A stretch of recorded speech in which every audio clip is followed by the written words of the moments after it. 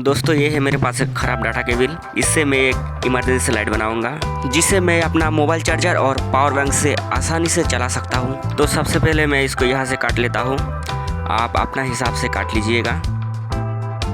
इसके बाद मैंने लिया है एक एलईडी प्लेट जो 3 वोल्ट की है और एक 4 नंबर की इंसुलेशन पाइप,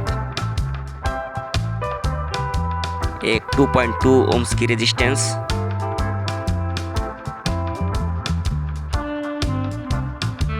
और 24 नंबर का कॉपर वायर।